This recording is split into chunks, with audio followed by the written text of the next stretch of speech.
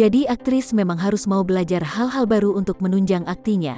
Maka Mawar Eva De Jong pun belajar menari untuk memenuhi tuntutan peran Nadia di serial web Loncat Kelas 2. Sebagaimana diwartakan Kompas.com, serial web Loncat Kelas, yang merupakan produksi orisinal video, dilanjutkan dengan Loncat Kelas 2. Di musim kedua serial itu, Mawar dituntut menjadi cheerleader di salah satu episode.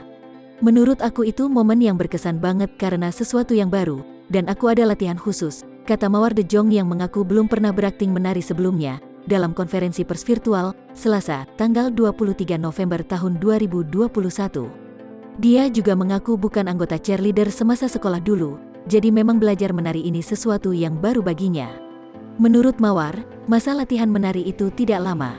Sebenarnya enggak lama, cuma 1 hari dan diajarin sama tim cheers langsung. Jadi gerakannya sesuai dengan gerakan basic cheers, kata Mawar. Mawar pun mengaku, setidaknya sekarang gerakannya saat menari tidak sekaku dulu.